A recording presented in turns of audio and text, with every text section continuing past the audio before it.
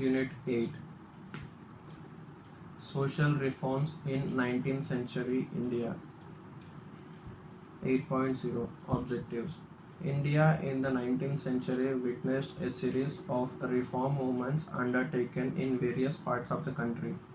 These movements were oriented towards a restructuring of the Indian society along modern lines. This unit presents a general and analytical view of these socio-religious reform movements. It also seeks to highlight the significance of these movements. Although it does not give a factual account of the ideas and activities of these movements and their leaders, it offers an analysis which would help you to understand these movements. After reading this unit, you will know why and how these reforms were initiated in India, understand who were the leading reformers and their ideas about the nature of the Indian society, grasp the scope and methods of these reforms, and highlight their shortcomings.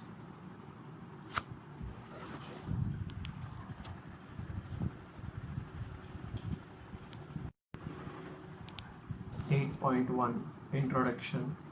The conquest of India by the British during the 18th and 19th centuries exposed some serious weaknesses and drawbacks of Indian social institutions. As a consequence, several individuals and movements sought to bring about changes in the social and religious practices with a view to reforming and revitalizing the society. These efforts, collectively known as Renaissance, RENAISSANCE,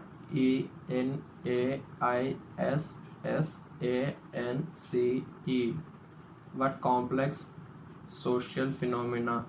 It is important to note that this phenomenon occurred when India was under the colonial domination of the British.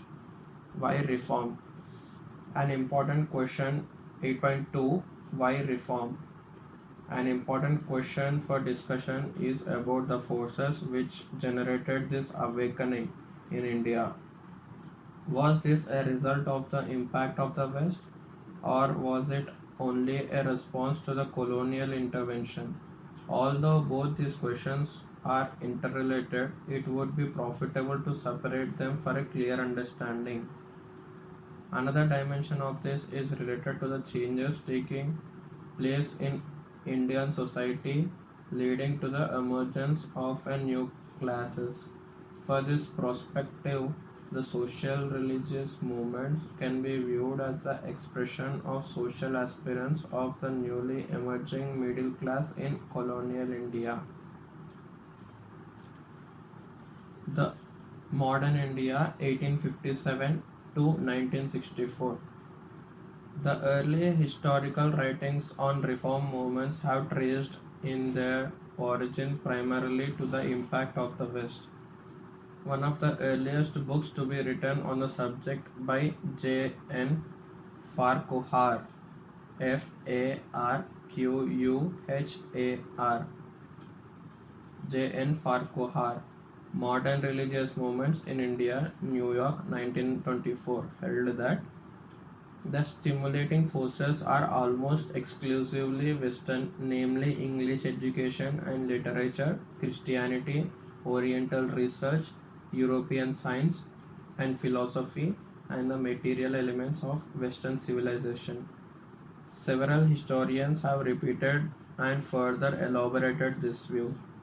Charles Hemsath, Charles Heimsath, for instance, attributed not only ideas but also the methods of organization of socio-religious movements to Western inspiration. The importance of Western impact on the regenerative process in the society is 19th century is undeniable. However, if we regard this entire process of reform as a manifestation of colonial benevolence, Benevolence, benevolence, and limit ourselves to viewing only its positive dimensions, we shall fail to do justice to the complex character of the phenomenon. Sushoban Sarkar, Bengal Renaissance and Other Essays, New Delhi 1970, has drawn our attention to the fact that foreign conquest and domination was bound to be a hindrance, HINDRANCE, rather than a help to a subject people's regeneration. How colonial rule acted as a factor limiting the scope of dimension of 19th century regeneration needs consideration and forms an important part of any attempt to grasp its true essence. The reform movements should be seen as a response to the challenge posed by the colonial intrusion. They were indeed important just as attempts to reform society, but even more as manifestations of the urge to contend with the new situation it engendered. ENGENDERED by colonialism. In other words, the socio-religious reform was not an end in itself, but was integral to the emerging anti-colonial consciousness. Thus, we brought about the urge for reform was the need to rejuvenate, REJUVENATE, rejuvenate the society and its institutions in the wake of the colonial conquest. This aspect of the reform movement, however, introduced an element of revivalism, a tendency to hark back on the Indian past and to defend Indian culture and civilization. Although this tended to impart a conservative and retrogressive character to these movements, they played an important role in creating cultural consciousness and confidence among the people. 8.3 Reform movements. The earliest expression of reform was in Bengal, initiated by Ram Mohan Rai. He founded the Atmiya Sabha in 1814, which was the forerunner of Brahmo Samaj organized by him in 1829. The spirit of reform soon manifested itself in other parts of the country. The Paramahamsa Mandali and Prarthana Samaj in Maharashtra and Arya Samaj in Punjab and other parts of North India were some of the prominent movements among the Hindus. There were several other regional and caste movements of Kayastha Sabha, Kayastha, Kayastha Sabha in UP, and Sarin Sabha in Punjab, SARIN, Sarin Sabha in Punjab. Among the backward castes, two reformation struck roots. The Satya Sodhak, SATYASODHAK, Satya Sodhak Samaj in Maharashtra, and Sri Narayana Dharma Paripalana Sabha in Kerala. The Ahmadiyya and Aligarh movements, AHMADIYA, Ahmadiyya and Aligarh movements in the Singh Sabha and the Rehnumai Mazde-Yasan Sabha, REHNUMAI MAZDEYASAN, Rehnumai Mazde-Yasan Sabha, represented the spirit of reform among the Muslims, the Sikhs, and the Parsis, respectively.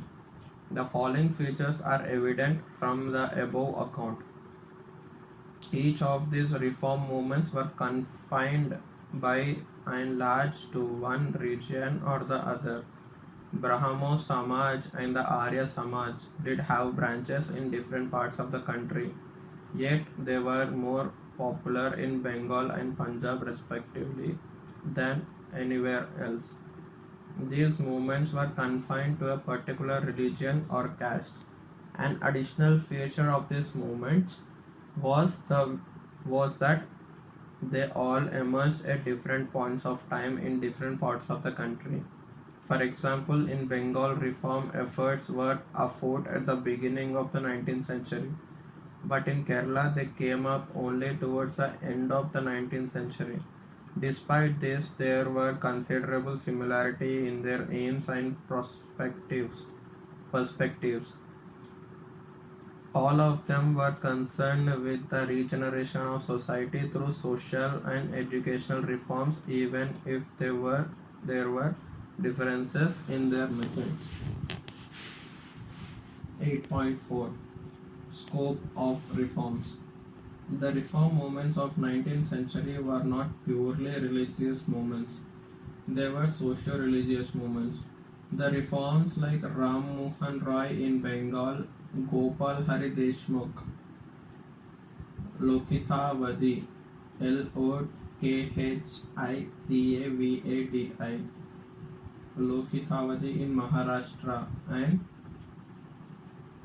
Veerasalingam in Andhra advocated religious reform for the sake of political advantage and social comfort. The perspectives of the movements and their leaders were characterized by the recognition of interconnection between religious and social issues.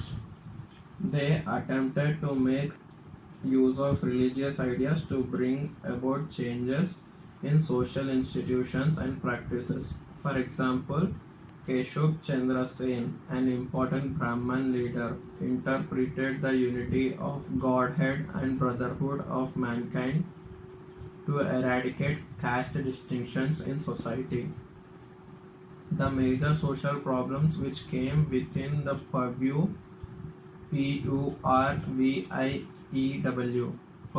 of the reform movements were emancipation,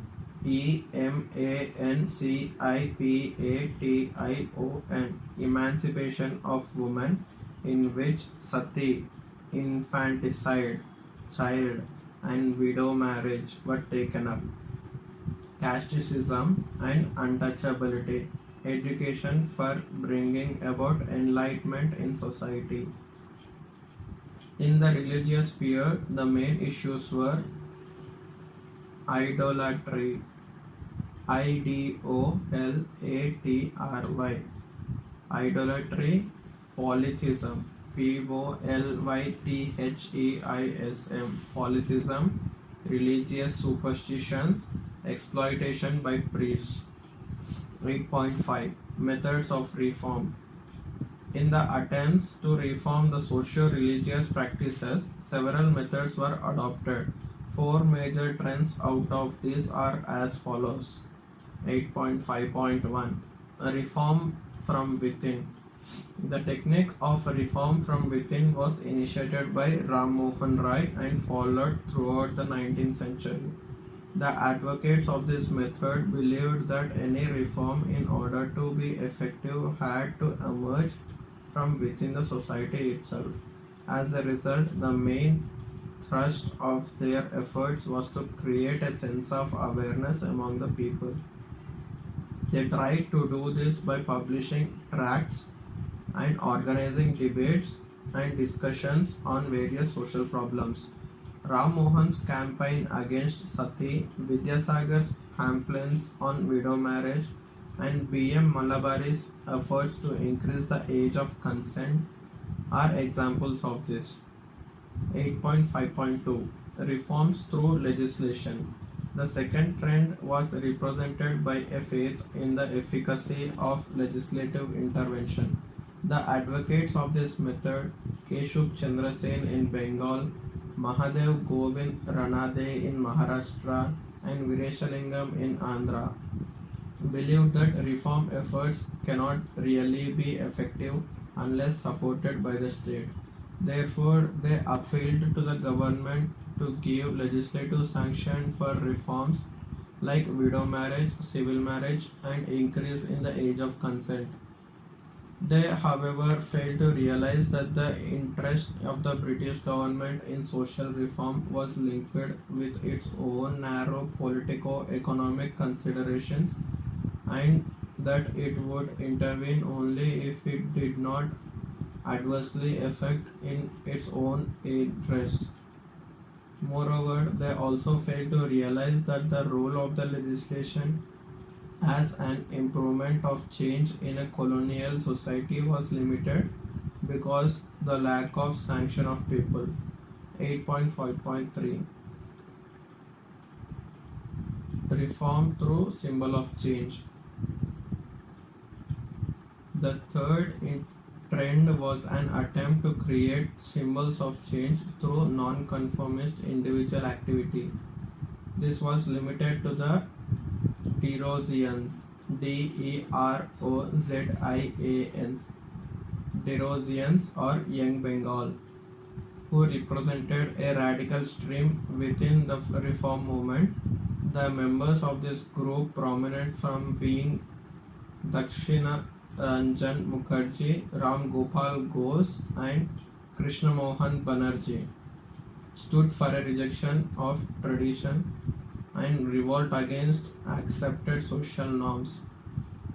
They were highly influenced by the regenerating new thoughts from the West and displayed an uncompromisingly rational attitude towards social problems. Ram Gopal Ghose expressed the rationalist stance of the group when he declared, "He who will not reason is a bigot, the who cannot is a fool, and he who does is not is a slave." A major weakness of the method they adopted was it failed to draw upon the cultural traditions of Indian society. 8.5.4 Reform through social work. The fourth trend was reform through social work and was evident in the activities of Ishwar Chandra Vidyasagar, Arya Samaj and Ramakrishna Mission. There was a clear recognition among them of the limitations of purely intellectual effort if undertaken without supportive social work. Vidyasagar, for instance, was not content with advocating widow remarriage through lectures and publication of tracts. Perhaps the weakest humanist India saw in modern times, he identified himself with the cause of widow marriage and spent his entire life, energy, and money for this cause. Despite that, all he was able to achieve was just a few widow marriages. Vidyasagar's inability to achieve something substantial in practical terms was an indication of limitations of social reform effort in colonial India. The Arya Samaj and the Ramakrishna Mission also undertook social work through which they tried to disseminate DISSEMINATE disseminate ideas of reform and regeneration. Their limitation was an insufficient realization on their part that reform on the social and intellectual planes is inseparably linked with overall character and structure of the society. Constraints of the existing structure will define the limits which no regenerative efforts on the social and cultural plane can exceed. As compared to the other reform movements, they depend less on the intervention of the colonial state and tried to develop the idea of social work as a creed.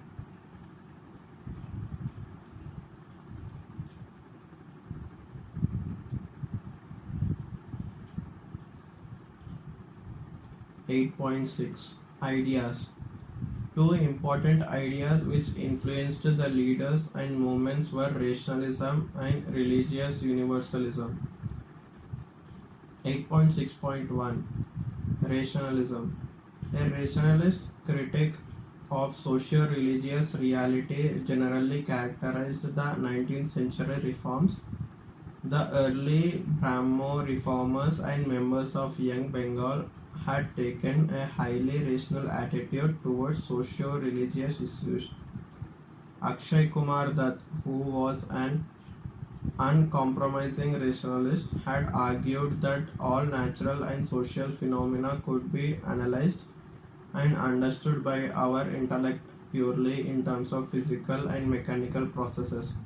Faith was sought to be replaced by rationality, and socio-religious practices were evaluated from the standpoint of social utility. In Brahmo Samaj, the rationalist perspective led to the repudiation of infallibility, infallibility, infallibility of the Vedas, and in Aligarh movement founded by Sir Syed Ahmad Khan to the reconciling of the teaching of Islam with the needs of requirements of modern age. Holding that religious tenets are not immutable, Syed Ahmad Khan emphasized the role of religion in the progress of society. If religion did not keep in step with the times and meet the demand of society, it would get fossilized, Fossilized, fossilized as had happened in the case of Islam in India. Although reformers drew upon scriptural sanction, example Ram Mohan's arguments for the abolition of sati and Vidyasagar's for widow marriage, social reforms were not always subjected to religious considerations. A rational and secular outlook was very much evident in posting an alternative to the then prevalent social practices, and advocating widow marriage and opposing polygamy and child marriage. Akshay Kumar was least concerned with searching for any religious sanction or finding out whether they existed in the past. His arguments were mainly based on their noticeable effects on society. Instead of depending on the scriptures, he cited medical opinion against child marriage. Compared to other regions, there was less dependence on religion in Maharashtra. To Gopal Hari Deshmukh, whether social reforms had the sanction of religion was immaterial.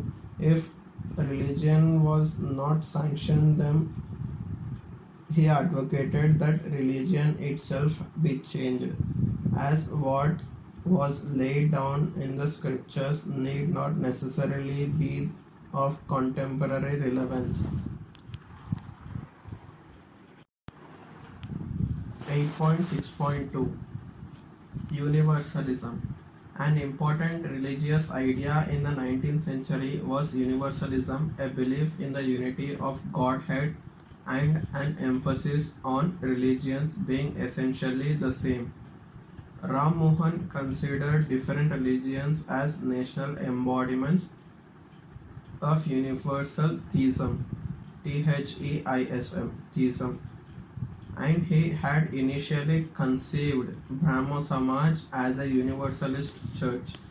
He was a defender of the basic and universal principles of all religions, monotheism of the Vedas and Unitarianism, Unitarianism of Christianity, and at the same time he attacked the polytheism of Hinduism and Trinitarianism of Christianity. Trinitarianism. Trinitarianism of Christianity. Syed Ahmad Khan echoed almost the same idea. All prophets had the same thing, faith, and every country and nation had different prophets. This perspective found clearer articulation in Keshub Chandra Sen, who tried to synthesize the ideas of all major religions in the breakaway Brahmo group, now Bidhan, that he had organized. Our position is not that truths are to be found in all religions, but all established religions of the world are true. The universalist perspective was not a purely philosophic concern. It strongly influenced the political and social outlook until religious particularism gained ground in the second half of the 19th century. For instance, Ram Mohan considered Muslim lawyers to be more honest than their Hindu counterparts, and Vidyasagar did not discriminate against the Muslim in his humanitarian activities. Even to the famous Bengali novelist Bankim Chandra Chatterjee, who is credited with a Hindu outlook dharma other than specific religious affiliation, was the criterion for determining the superiority of the individual over the other. This, however, does not imply that religious identity did not influence the social outlook of people. In fact, it did very strongly. The reformers' emphasis on universalism was an attempt to contend with this particularizing pull. However, faced with the challenge of colonial culture and ideology, universalism, instead of providing the basis for the developing of a broader secular ethos, retreated into religious particularism. 8.7 Significance. In the evolution of modern India, the reform movements of 19th century have made very significant contribution. They stood for the democratization of society, the removal of superstition and abhorrent customs, spread of enlightenment, and the development of the rational and modern outlook. Among the Muslims, the Aligarh and Ahmadiyya movements were the torchbearers of these ideas. Ahmadiyya movement, which took a definite shape in 1890 due to the inspiration of Mirza Ghulam Ahmad of Qadian, opposed jihad, advocated fraternal relations among the people, and championed Western liberal education. The Aligarh movement tried to create a new social ethos among the Muslims by opposing polygamy and by advocating widow marriage. It stood for a liberal interpretation of the Quran and propagation of Western education. The reform movements within the Hindu community attacked a number of social and religious evils, polytheism and idolatry, which negated the development of individuality or supernaturalism, and the authority of religious leaders, which induced the habit of conformity, was subjected to strong criticism by these movements. The opposition to caste was not only on moral and ethical principles, but also because it fostered social division. Anti-casteism existed only at a theoretical and limited level in early Brahmo movement, but movements like the Arya Samaj, Prarthana Samaj and Ramakrishna Mission became uncompromising critics of the caste system. More trenchant criticism of the caste system was made by movements which emerged among the lower castes. They unambiguously advocated the abolition of caste system, as evident from the movements initiated by Jyotiba Phule and Narayana Guru. The latter gave the call, only one God and one caste for mankind. The urge to improve the condition of women was not purely humanitarian. It was part of the quest to bring about the progress of society. Keshub Chandra Sen had voiced this concern. No country on earth ever made sufficient progress in civilization whose females were sunk in ignorance. An attempt to change the then prevalent values of society is evident in all these movements.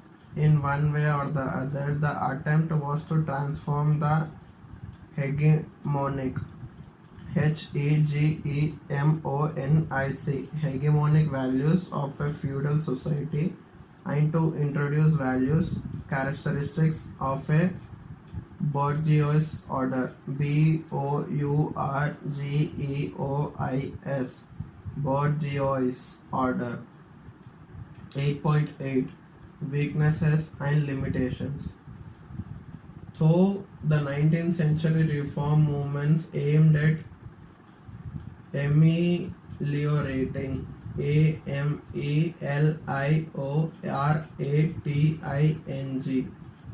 ameliorating the social, educational, and moral conditions and habits of people of India in different parts of the country.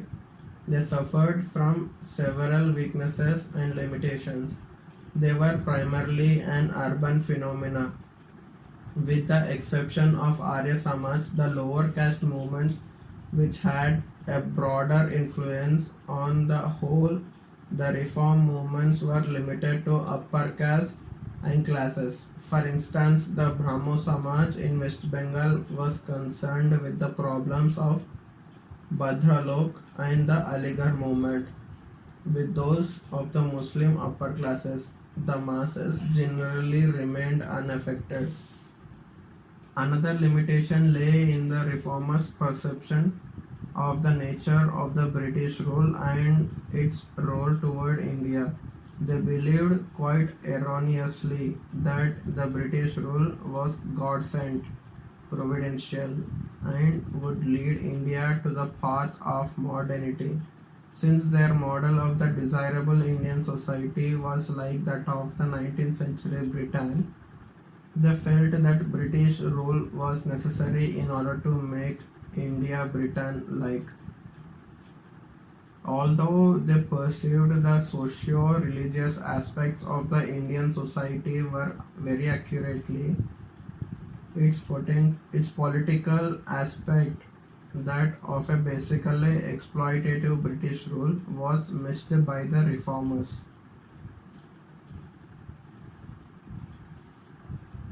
8.9 Let us sum up. In 19th century, reformers undertook a twofold task. A critique of the Indian society was made. Institutions like caste, sati, widowhood, child marriage, etc. came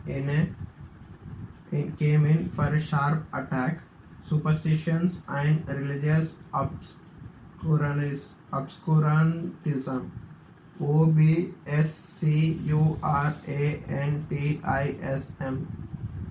Obscurantism was condemned. An attempt was made at the modernization of the Indian society and appeals were made to reason, rationalism, and tolerance. The scope of their activities was not confined to the religion only, but included the society as a whole. Although they devised different methods and were also separated by time, they showed a remarkable unity of perspective and objectives. They gave a vision of prosperous modern India, and subsequently the vision got incorporated in the Indian national movements. 8.10 Keywords. Revivalism, an attempt to revive and glorify the past. Retrogressive, backward. Sati, the custom of the burning of a widow on a funeral pyre of her husband. Idolatry, practice of image worship. Polytheism, belief in many gods, infanticide, the killing of an infant child, age of consent and bill. A bill passed to increase the marriageable age of girls to 12 years. Bill was opposed by some congressmen, including Tilak. Monotheism, belief in one god, a custom in some societies in which a woman can be married to more than one man at the same time. Jihad, religious war against the infidels. Infidels. Trinitarianism. Trinitarianism.